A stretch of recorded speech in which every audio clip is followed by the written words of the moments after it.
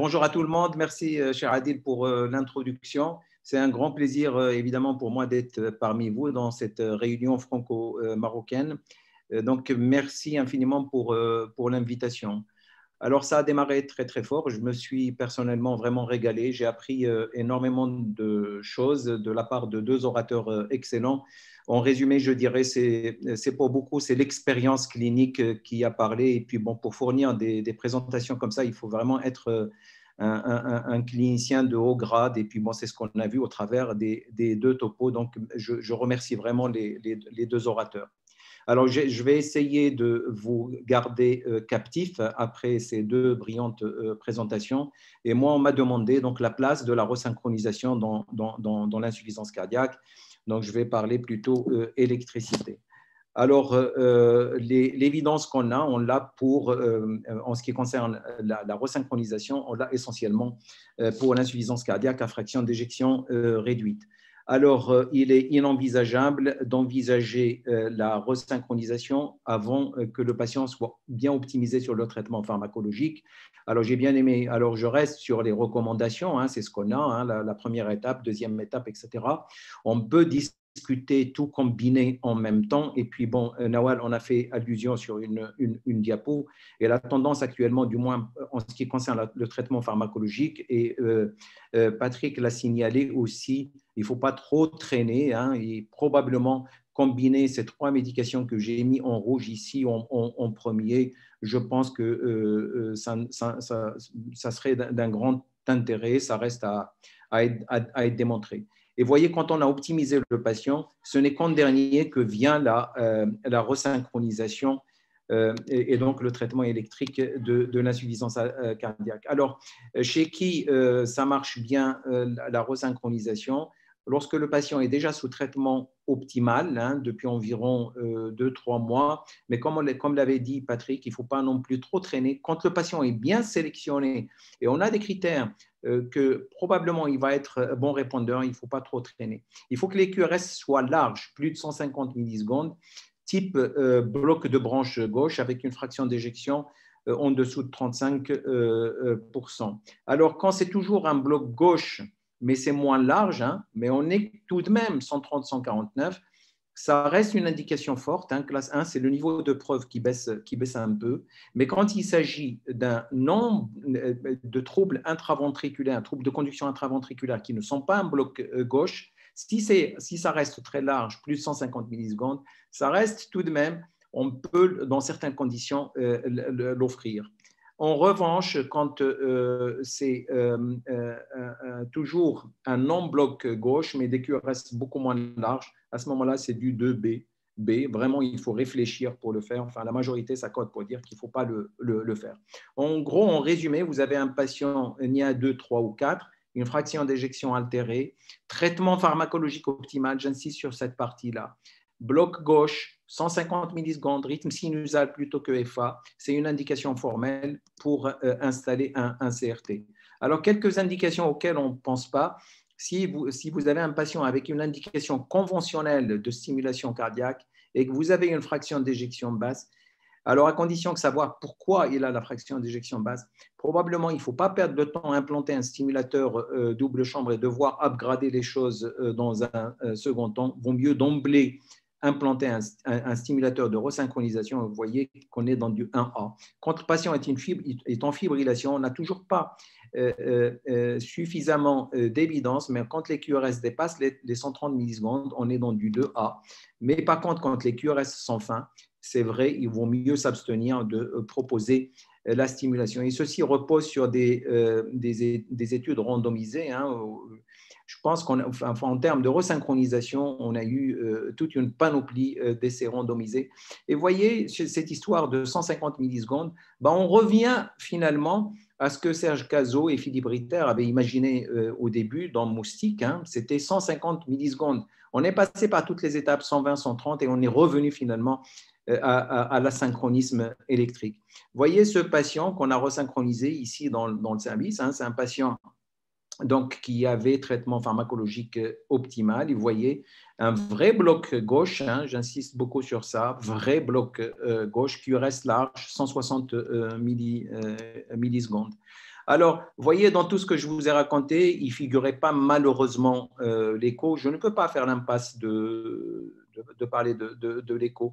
Mais donc, chez ce patient-là, dont je viens de vous montrer l'électro, vous voyez, à l'œil, hein, il ne faut pas être un échographiste chevronné pour savoir qu'il y a non seulement l'asynchronisme électrique, mais il y a un asynchronisme mécanique. Et vous voyez ce qu'on appelle la picaroquine ici, ou alors le septal flash ici. Alors, c'est sûr que quand on avait discuté, on prend tout, enfin, ici, là où je suis, c'est une décision collégiale hein, pour faire quoi que ce soit pour le patient, mais celui-là, il était évident que la majorité avait opté pour la resynchronisation. Et donc, voyez encore une fois, on focus mais, principalement sur la largeur des QRS. Plus ils sont larges, plus c'est bloc gauche, plus le patient va être répondeur, moins les QRS sont larges, moins le patient va répondre au traitement. Alors, je parle de l'écho parce que, vous voyez, si on considère juste ces deux paramètres, hein, le septal flash et la picaroquine, c'est sûr que ceux-là vont plus répondre que les autres. Et quand on associe ces deux paramètres, encore une fois, en résumant juste sur cela, la réponse est nettement mieux. Et voyez notre patient, là, 1 an après la resynchronisation, les QRS sans fin, cliniquement, il va très bien. On pouvait se douter qu'il allait être un bon répondeur. Et je vous montre ce que ça a donné l'écho. Hein, c'est des données réelles, hein, c'est des données de la vraie vie. Vous voyez, en 2017, avant la resynchronisation, comment était la dilatation ventriculaire. Et puis, bon, l'asynchronisme, enfin, encore une fois, même sans faire recourir à toutes les mesures, on voit qu'il y a un asynchronisme mécanique. Et voyez, en 2018, 1 an après la resynchronisation, il est nettement amélioré avec un remodelage inverse. Et donc, ceux qui connaissent bien le GLS, voilà, ils peuvent estimer combien on est passé d'un GLS effondré à une amélioration significative de ce paramètre qui renseigne largement sur la contractilité. Et actuellement, le patient est complètement asymptomatique. Alors, il est asymptomatique parce qu'il a été correctement sélectionné sur la base d'un asynchronisme électrique, mais l'échographie nous a renforcé dans notre décision. Donc, il ne faut pas négliger l'écho, ne serait-ce que pour cet autre patient, par exemple. Et là aussi, il a une cardiopathie dilatée, classe 3, bloc gauche, typique. Hein, voyez, il est en rythme sinusal, ça c'est le baseline. Voici son échographie hein, qui montre que la fonction VG systolique est altérée. Et voyez ici qu'il y a une fuite mitrale. Donc, il est resynchronisé, net réaffinement des QRS qui se translate par un remodelage inverse avec une amélioration significative de la contractilité. Et voyez l'effet sur l'insuffisance mitrale. Celle-ci, elle disparaît complètement parce qu'encore une fois, le patient a été bien sélectionné. Alors, sur la fuite mitrale, ça ne marche pas toujours comme ça, mais quand il s'agit de patients correctement sélectionnés, vraiment, on a des améliorations spectaculaires. Et ne serait-ce que pour ça, que par curiosité, jeter un coup d'œil sur l'échographie, vraiment, je recommande de le faire, même si les recommandations avaient tendance jusqu'à maintenant à négliger les données échocardiographiques. Alors, finalement, qui est le candidat idéal qui peut bénéficier? Alors, on a tout écrit, mais je vous ai résumé ici, hein, la femme plus que l'homme, le bloc de branche gauche complet, typique, cardiopathie dilatée non ischémique. Il ne faut pas que l'oreillette gauche soit dilatée. Et puis, comme l'a mentionné Patrick, il ne faut pas trop attendre. Hein.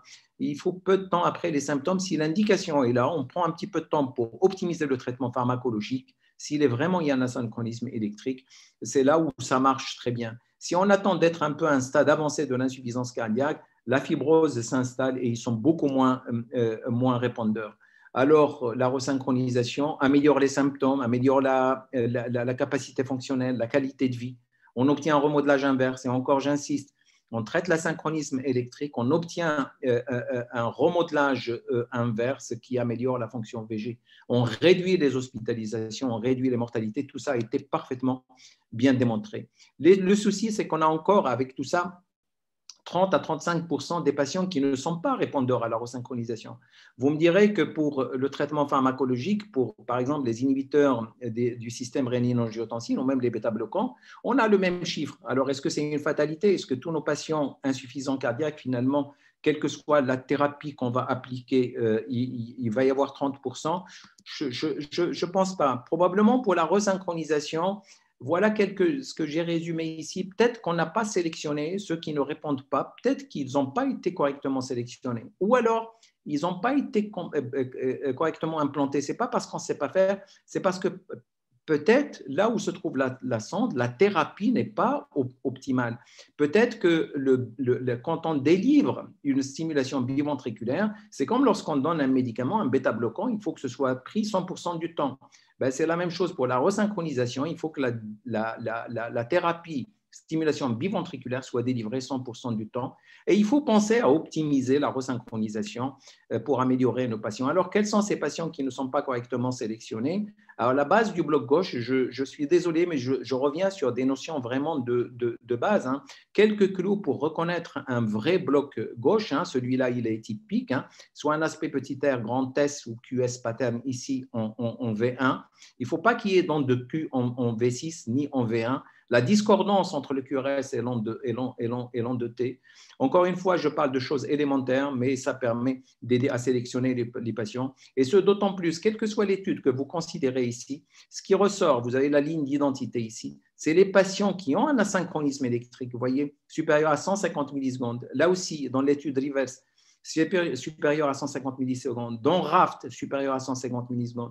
Donc, il faut vraiment, et sous forme de bloc gauche, hein, et vous voyez, c'est cela, ici, ICD comparé au CRT. Alors, quand il s'agit d'un bloc de branche gauche, le CRT ajoute quelque chose hein, en termes de réduction de la mortalité, mais quand c'est un non-bloc gauche, ben, ils ne répondent pas de la même manière. Donc, il vaut mieux implanter juste un défibrillateur seul s'il y a indication à implanter un défibrillateur. Alors, juste pour parler en arabe un petit peu, hein, quand c'est au-delà de 150 millisecondes, c'est wajib, il faut le faire. Mustahab, on peut le faire, hein, on doit le faire même. Mais de l'autre côté, quand les QRS sont fins, c'est vraiment haram quand on voit des patients avec des QRS 120 millisecondes, il faut vraiment éviter de le faire. Un autre moyen de sélectionner correctement le patient, vous savez qu'on implante la sonde ventriculaire gauche pour stimuler la paroi latérale. S'il n'y a pas de viabilité au niveau de la paroi latérale, ça ne sert à rien. Au fait, on peut stimuler tant qu'on veut une partie qui est morte, ben, la stimulation ne la refera pas revivre. Et malheureusement, cette viabilité au niveau de la paroi latérale n'est pas recherchée systématiquement. L'IRM a une large place dans cette situation. Si elle retrouve de la scar, de la cicatrice au niveau de la paroi latérale, non seulement vaut mieux éviter, mais si le patient ultérieurement fait de l'arythmie ventriculaire, au moins, ça permet à l'électrophysiologiste de savoir où tourne l'arythmie ventriculaire si jamais on devait aller à l'ablation. Alors, quels sont les patients qui ne sont pas implantés de manière optimale? Vous savez que la technique reste endovasculaire hein, pour le moment. Et puis, bon, on a tout dit sur le sinus coronaire, mais finalement, l'expérience fait que on implante la sonde VG là où on trouve la meilleure veine, là où on a la stabilité, etc. Hein, on n'a pas trop le choix. C'est sûr qu'il vaut mieux implanter en position apicale, toujours en position latérale ou en postéro-latérale, mais par contre, on se heurte à des tortuosités comme ça. Ou alors, des fois, comme chez ce patient-là, où il y a une sténose hein, sur la seule branche qui existait, il a fallu d'abord dilater la sténose pour pouvoir installer la sonde. Alors, les patients qui ne sont pas correctement implantés et donc la thérapie n'est pas délivrée, peut-être la solution est en train de venir avec la resynchronisation sans sonde. Et voyez cette petite électrode, pas plus grosse que la taille d'un grain de riz, qui peut être implantée facilement dans n'importe quelle partie au niveau de la paroi latérale du ventricule gauche, soit par voie rétrograde aortique ou par voie transseptale. Alors, ça nécessite la co-implantation d'un stimulateur conventionnel, double chambre, et puis d'un transmetteur ici sous-cutané, hein, et la batterie est là. Le transmetteur, il va détecter le moment où le ventricule droit sera stimulé, il transmet l'information à l'électrode qui stimulera de son côté le ventricule gauche pour assurer une stimulation. Alors, ça marche très bien, l'étude a été faite, select élevé, et voyez, on arrive à obtenir un remodelage inverse avec une nette amélioration de la fonction ventriculaire gauche. Vous voyez, ça peut s'adresser par exemple à des patients comme ça, un patient qui était déjà implanté d'un stimulateur cardiaque double chambre, et vous voyez, qu'il a des QRS larges et donc il y avait une indication à upgrader le système par le rajout d'une sonde VG, sauf que le système veineux était occlus et donc il a été implanté de cette électrode et vous voyez la qualité du tracé obtenu et donc inutile de vous dire que ce qu'ils ont rapporté ici, une amélioration significative du patient. Alors, l'optimisation de la resynchronisation, alors, différents facteurs, je n'irai pas dans le détail de tout ça. Il faut chercher s'il y a une anémie, s'il y a une arythmie, le délai AV, je m'attarderai un tout petit peu plus. Alors, regardez, désactivez, n'hésitez pas à, si ce n'est pas vous qui avez, ce n'est pas votre centre qui avait implanté le stimulateur, regardez la qualité des QRS, hein. Vous inhibez la stimulation, juste le temps de prendre un ECG. Si les QRS sont fins, vous voyez, les recommandations nous disent que dans certaines situations, il vaut mieux arrêter la resynchronisation parce qu'elle peut être parfois délétère. Alors, avant d'optimiser, il faut traiter les causes d'insuffisance cardiaque, rechercher toujours une ischémie. Ce n'est pas toujours le cas, notamment avant l'implantation d'une prothèse. Avant de procéder à ça, éliminer l'ischémie, revasculariser le patient, contrôler l'hypertension, ainsi de suite, et donc chercher les facteurs aggravants et utiliser les bonnes drogues qu'on a vues tout à l'heure. Ne pas hésiter, ça a été dit tout à l'heure, de réduire les diurétiques et d'optimiser les autres traitements qui ont fait leur preuve. Alors, cet élément est à rechercher par l'électrophysiologiste, la perte de la capture ventriculaire gauche. Il y a plusieurs raisons pour lesquelles le ventricule gauche n'est pas stimulé. Et vous pouvez regarder, vous pouvez apprécier ça. Ce patient, c'est un patient qui a été stimulé en biventriculaire. Et vous regarderez ici attentivement l'électro. Il est exactement similaire à une stimulation ventriculaire droite seule. Pourquoi? Parce que tout simplement, quand on essaye de stimuler le ventricule gauche, voyez ce temps de latence entre le QRS jusqu'à la capture ventriculaire gauche, il est énorme. Normalement, c'est comme ça que ça se passe. Un spike de stimulation, il dépolarise de suite. Et donc, finalement, chez ce patient, qu'est-ce qui se passe? En stimulation biventriculaire, le ventricule est stimulé, mais celui-là, il arrive avec une latence. Donc, les deux ventricules sont en période réfractaire et donc il ne peut pas y avoir de capture ventriculaire. Et donc, le patient n'est pas amélioré. Et donc, ça signifie qu'il y a une réduction du pourcentage de stimulation biventriculaire et dès que ça baisse en dessous de 98%, les patients vont beaucoup moins bien. Et s'ils ont de l'AFA avec une réponse ventriculaire rapide, c'est encore pire. C'est pour ça qu'il est recommandé chez les patients ici en vert, les patients en fibrillation atriale. Si on ne peut pas contrôler la réponse ventriculaire, il vaut mieux leur ablater la jonction parce qu'ils font aussi bien que les patients qui sont en rythme sinusal. La situation pire, c'est la FA sans ablation de la jonction, ou du moins si on n'arrive pas à contrôler la réponse ventriculaire, c'est comme si on n'a rien fait. Il est ridicule de voir un patient resynchronisé avec une réponse ventriculaire de la FA qui coiffe le rythme de la stimulation biventriculaire. La méta-analyse est faite et ça favorise l'ablation de la jonction. Il en va de même concernant les ectopies ventriculaires. Quand le patient fait beaucoup de SV, alors il n'est pas correctement stimulé. Et les drogues, les antiarythmiques, on est très limité. Il y a que l'amiodarone avec ses effets toxiques que vous connaissez tous.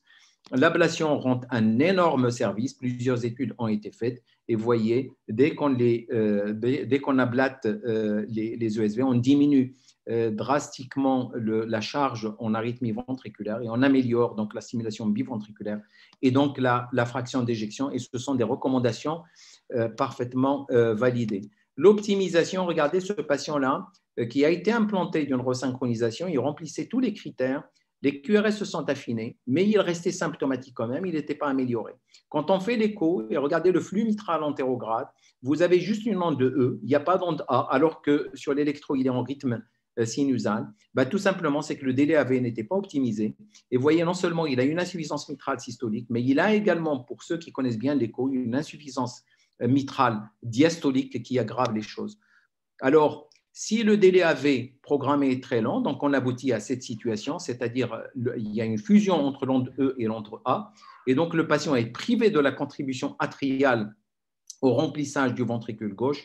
Si c'est très court, vous voyez, l'onde A est tronquée, c'est-à-dire que les valves auriculo-ventriculaires se ferment avant la vidange, avant que l'oreillette n'ait fini sa vidange. Donc, on a pris le temps d'optimiser ce patient et vous voyez finalement, en optimisant le délai AV, on a pu dégager un magnifique flux antérograde au niveau de la mitrale. Et voyez ce qui se passe ici pour l'insuffisance mitrale diastolique, elle disparaît complètement.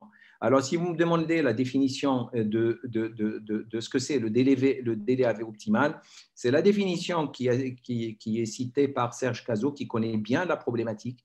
Donc, c'est le délai AV le plus court qui permet le remplissage le plus lent sans que la fermeture de la valve mitrale vienne tronquer l'onde A. Il faut exiger, si vous mesurez ici du début de l'onde du début de l'onde E jusqu'à la fin de l'onde A, et vous la rapportez sur le cycle RR, il faut que ça dépasse 40% pour donner du temps au ventricule gauche pour se remplir correctement. Alors, vous savez, ces insuffisants cardiaques, quand vous rajoutez juste quelques millilitres, ça permet au volume d'éjection systolique d'être augmenté et donc d'améliorer leur fraction ventriculaire gauche, comme ça a été démontré ici dans ce travail où on voit qu'il y a une nette augmentation du débit cardiaque.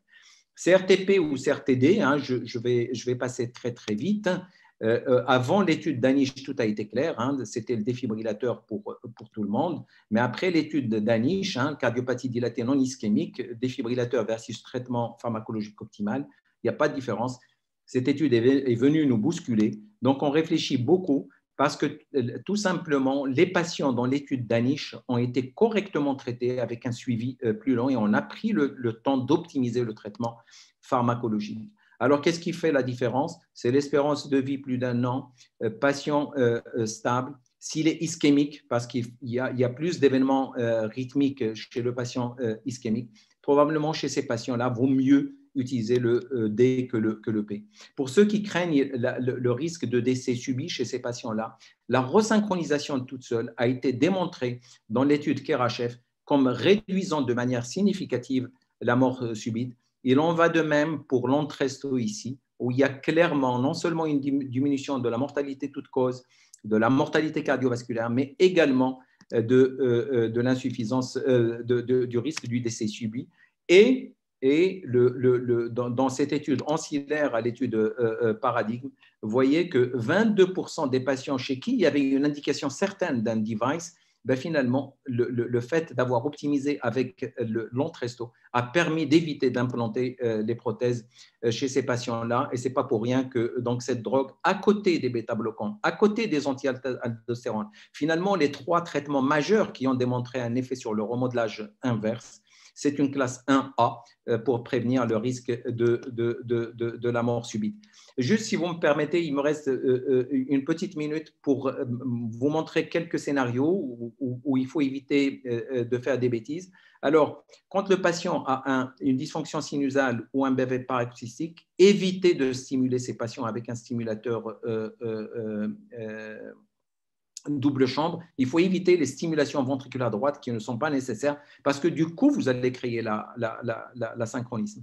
Et quand un patient, on sait d'avance qu'il va être stimulé dans un bon pourcentage de cas au niveau du ventricule droit, vaut mieux opter pour l'installation d'un système de resynchronisation. Regardez ces 4 patients. Ce qu'ils ont en commun, c'est une classe NIHA 2 avec une fraction d'éjection à 40%. Celui-là, il a une indication de stimulation conventionnelle, il a juste une dysfonction sinusale qui est importante, on veut éviter la syncope, donc on lui installe un double chambre. Cet autre patient, lui, il a un BAV de haut degré, c'est du 2 pour 1, on sait qu'il va avoir une stimulation ventriculaire droite permanente. Si avec une fraction d'éjection comme ça, on installe juste un double chambre, on crée un asynchronisme qui va altérer davantage la fraction d'éjection. Donc, il vaut mieux installer un système de resynchronisation d'emblée. Cet autre patient, BAV de haut degré, les QRS sont, qui plus est, très larges. Pour les mêmes raisons, un double chambre aggravera les choses. vaut mieux installer un système de resynchronisation.